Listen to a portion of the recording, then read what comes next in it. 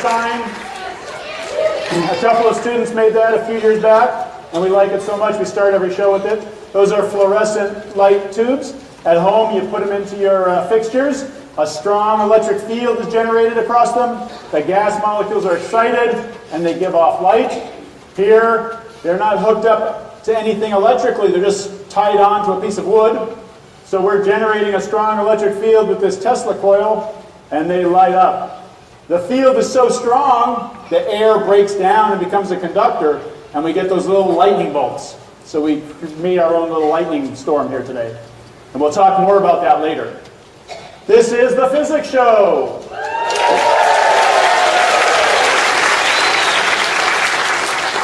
First thing I like to do is ask you a quick question. How many of you, you can applaud, but how many of you are here for the first time for a physics show? All right. And how many of you have been to 1, 2, or more shows in the past? Excellent, excellent. Thank you so much. We are very happy. The community here around Foothill College is so supportive of the college. We appreciate it very much. We're delighted we can put on a show like this for you. Thank you so much for coming. The first thing I think I need to do, because we're talking about physics today, is tell you what physics is. And I like to start out by sort of talking about what we learned in school. And you've got all these neat things that we learn about, and you can kind of put them into little categories, right? Your reading and writing category, we call that English, and your biology, and I'm sorry, your history and math. And then there's this other category we call science, right?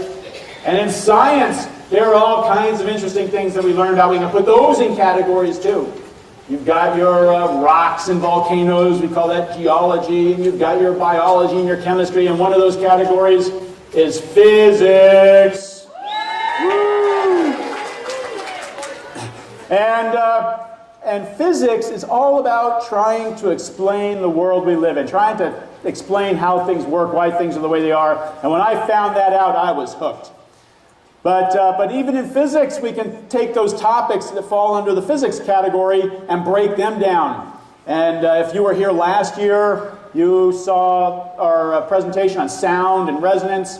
This year, we're talking about electricity, temperature, and pressure. If you come back next year, maybe it'll be inertia or projectile motion or something else. I like to say physics is a journey, and we're delighted you're joining us on that journey. Thank you so much for coming. Let me introduce the folks that are going to be on stage today. First of all, we have 2 of our students here today on stage with us. We're delighted to show off our students. Rich Hutchison, Lauren Johnson-Williams, and Foothill physics instructor David Morosco. I'm Frank Pastorano. So we want to have some fun, right? You know what I always say, if you can't have fun with physics, you're not a very fun person. So let's get started. Electricity is our first topic, and I need to tell you where that comes from. Everything is made up of atoms. The chairs you're sitting in, your books, you and I, we're all made of atoms. And atoms have these sort of heavy particles at the center called protons, and they have one kind of electric charge. And they have these light particles that form this cloud around the outside called electrons. And they have another kind of electric charge. And we knew there was 2 kinds of electric charge, so we had to call them something. Up and down, Bob and Sally, I don't know, we needed something. We call them positive and negative. The positives are at the center, the negatives are outside. And atoms are neutral. They have the same number of positives and negatives. And so it's not that interesting. They don't interact that much. But interesting things happen when you can change the number of positives and negatives, when you can charge objects. And so how do we do that? Well, we rub things together. Some of the atoms and some materials hold on to their electrons really tightly. And some atoms, they don't hold on so tightly. And so when you rub them together, the ones that hold on tightly grab some electrons away from the other ones. And you get one object that's negative, it's got more electrons, and one object that lost some electrons. It's positive. And interesting things happen. Interesting things happen when you have opposite and when you have charged objects. Lauren, why don't you tell us what happens when you have charged objects? So as Frank was saying, there are two types of charges, positive and negative. And sometimes when you rub two objects together, one comes away with a positive charge and the other comes away with a negative charge. As demonstrated by my companion here, when you bring those two opposite charges close together, they're attracted to each other and they want to stick together.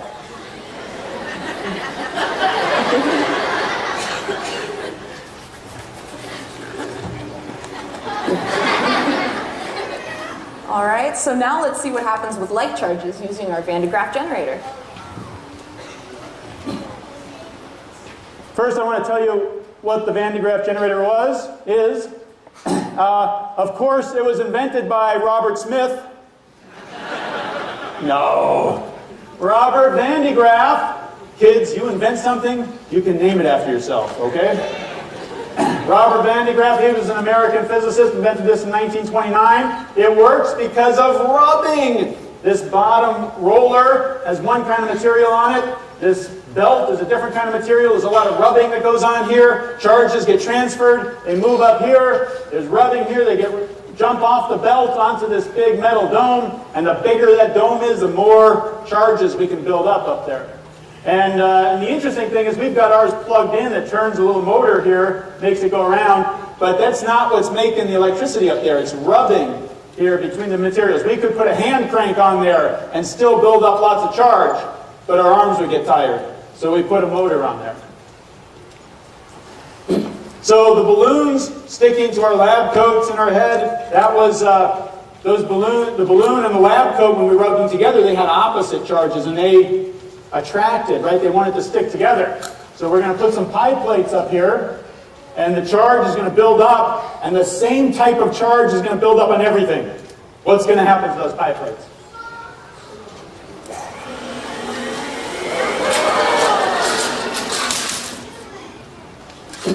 You want to see that again? Okay, let's see that again.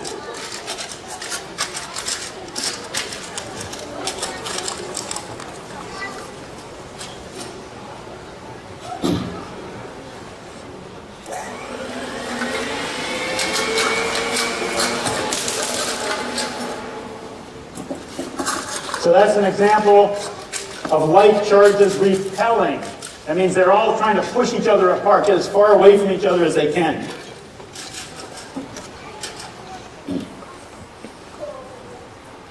Lauren's going to hold on to some foil strands there. And let's see what they're all going to have the same type of charge on them.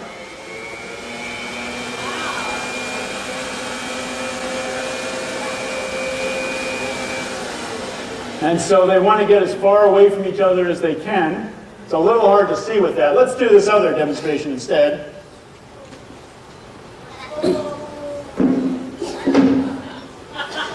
You all came here to see somebody's hair stand up, didn't you? Are you ready? Okay, let's go. Okay, Lauren.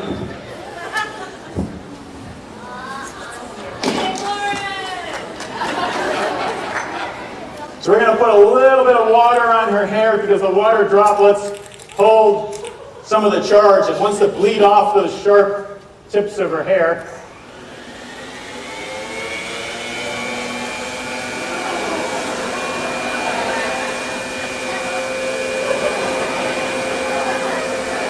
How's that? Now, keep an eye on her hair when I discharge her.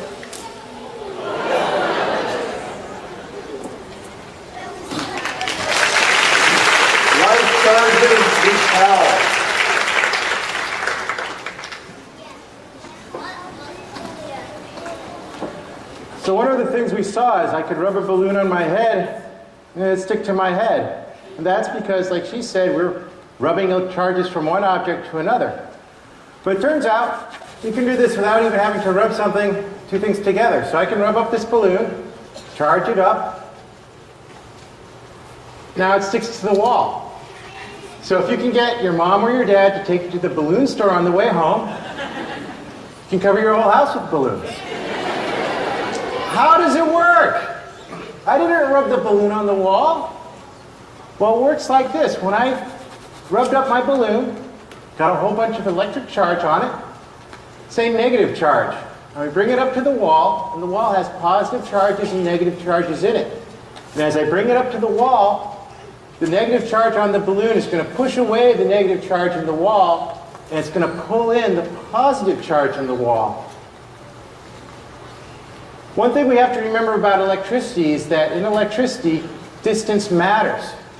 So it pulls in the positive, pushes away the negative, and since the positive is closer, the positive affects wins, and we're stuck to the wall. Now Frank can show you this. It's got the PVC pipe, and we've just got a big piece of wood here. And he's going to charge up the pipe, and now he's not even touching the wood. He's just bringing the pipe close to the wood, and the positive charges in the wood are being attracted to the negative charges in the pipe. You can swing that back and forth without even touching it.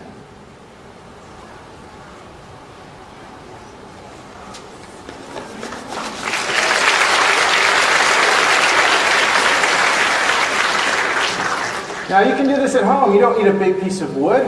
All you need is a balloon and a can. What's going to happen? Well, we're going to tell you to try this at home.